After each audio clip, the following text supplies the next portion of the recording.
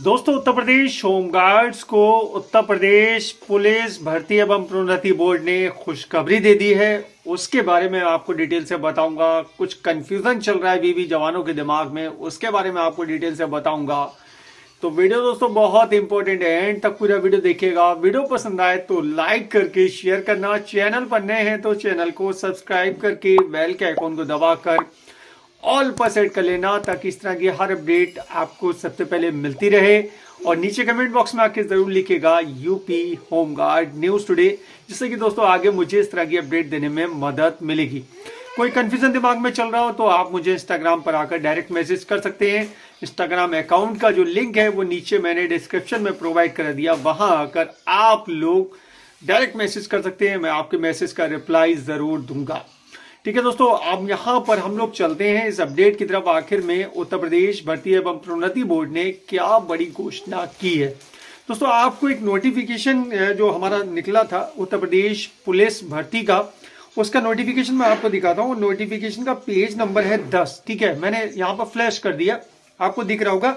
इसमें 36 आरक्षण जो है उसमें आपको दिख रहा होगा होमगार्ड का। ठीक है, होमगार्ड वाला कॉलम तीसरे नंबर पे, उसमें लिखा हुआ है होमगार्ड केवल पुरुष। ठीक है, ये लिखा हुआ था कि भाई केवल पुरुष को 5% आरक्षण दिया जाएगा।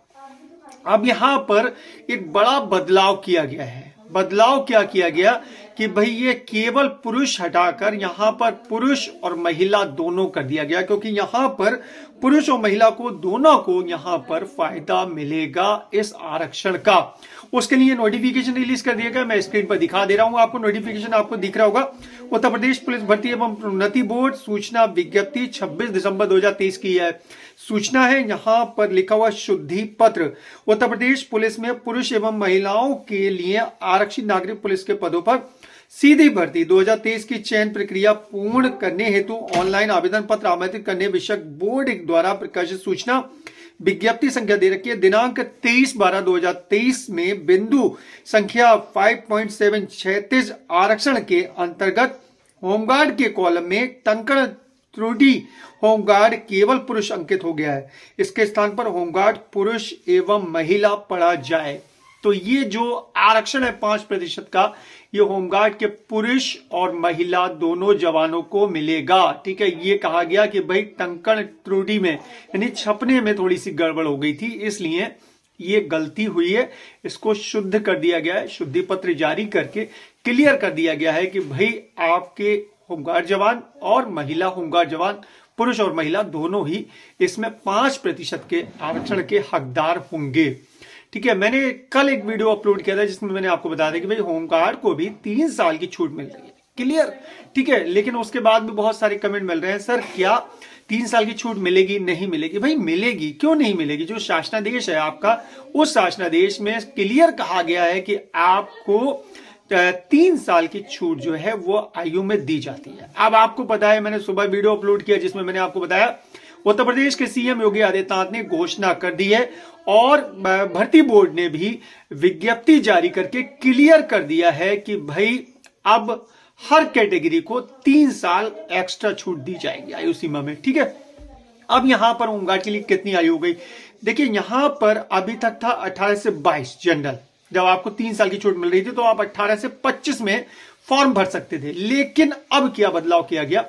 अब कर दिया गया सभी कैटेगरी के लिए 18 से लेकर 25 तक तो नॉर्मल हो गया। ठीक है, 22 तक था अभी तक नॉर्मल, लेकिन अब 25 तक हो गया।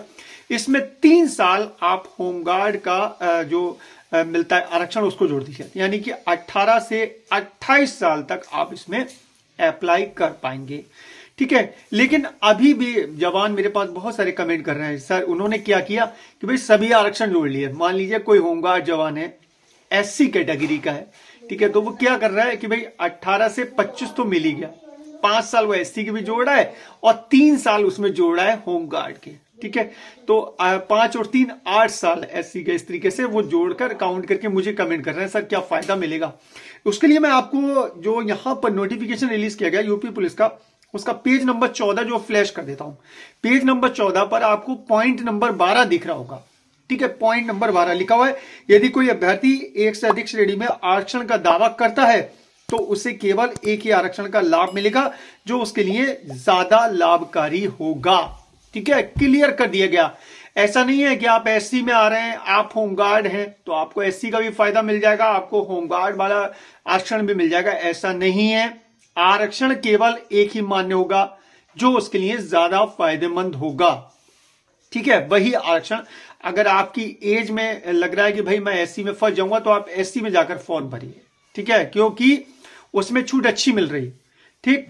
18 से लेकर 30 तक तो वैसी मिल रही है, 30 साल तक आप भर सकते हैं। लेकिन अगर आप होमगार्ड डिपार्टमेंट के हिसाब से आरक्षण लेंगे तो 18 से 25 प्लस 3 यानी कि 18 से 28 ही भर पाएंगे।